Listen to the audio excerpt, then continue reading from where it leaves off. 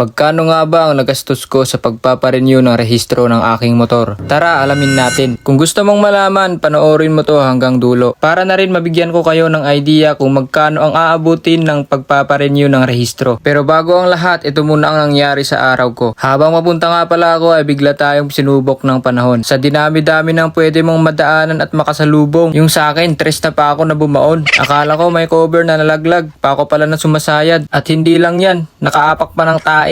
Ano yan, bonus. Natusok na nga, may freebies pa. At napatanong ako kay kuya kung ano yung pinakamalaking bulkan sa Pilipinas. Ang sagot niya, Vulcanizing shop. buti na lang may malapit na shop dito. Nilagpasan ko nga pala yung una kasi sabi nila wala daw silang pang-ayos o repair kit ng pang tubeless.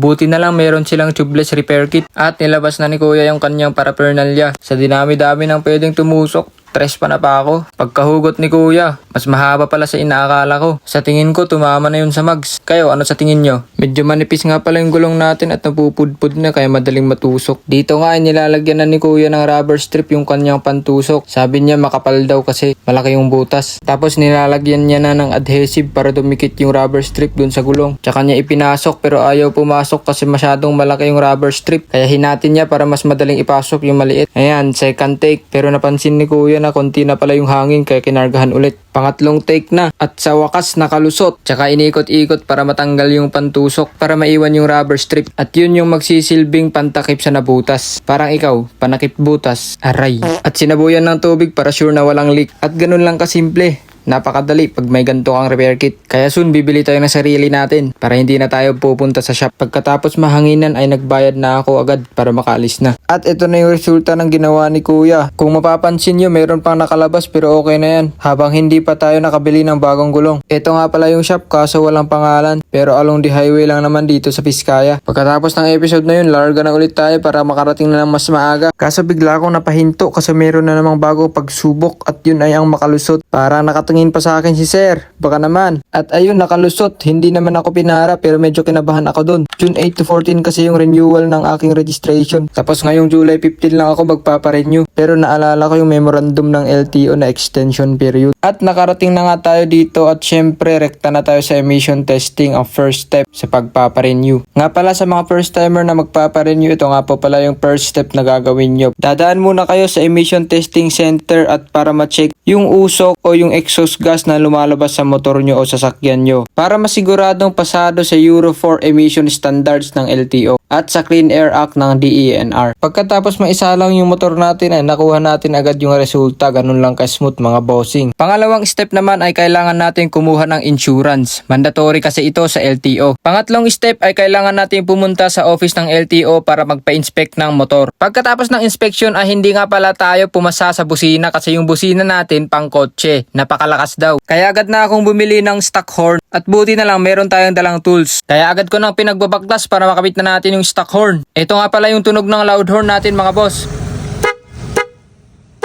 Kaya hindi tayo nakapasa sa inspection kasi masyado daw malakas. By the way, nandito nga pala ako sa harap ng office ng HPG. Ito nga pala yung gamit ko na horn mga bossing, Auto Style PIAA horn. 500Hz tsaka 400Hz. Kaya talagang malakas. At ito naman ang itsura ng stock horn na ipapalit natin. Bale isa nga pala yung papalitan natin at i-disconnect natin yung dati niyang connection. Tapos yung dating wire connection, dun natin ikakabit yung stock. Kaya mabilis ang plug and play lang yung gagawin natin mga bossing. Pagkatapos ng ilang minuto, nakabit na natin yung stock horn. Di ko na nga pinakita sa inyo kung paano ko kinabit kasi wala akong taga-video. Gagawan ko na lang ng separate video para sa inyo mga lodi ko. Buti na lang functional yung binili natin mga bossing. Ito nga pala yung brand niya, screenshot nyo na lang. At syempre hindi mawawala yung sound check. Goods na yun mga bossing at binalik ko na agad yung kanyang cowling. At itesting natin yung ibang accessories niya baka may hindi gumagana. Okay na lahat kaya agad na akong bumalik sa LTO para magpa-inspect ulit. At ayun, pumasa na tayo. Pagkatapos nating pumasa sa inspection ay agad kong sinubmit yung papel natin. At nag-antay ng ilang minuto para matawag. At ayun, nakuha na natin at nakapagbayad na tayo ng fee. Bale, ang binibigay nga pala ay yung OR or yung tinatawag na official receipt. At ito na yung pinakahihintay nyo kung magkano ba lahat. Pa-screenshot na lang ulit yung total mga bossing. At ayun mga bossing, pauwi na tayo. Kaso nga lang, meron namang pagsubok. Biglang umulan ng malakas. Aray, salamat sa panonood. Ride safe!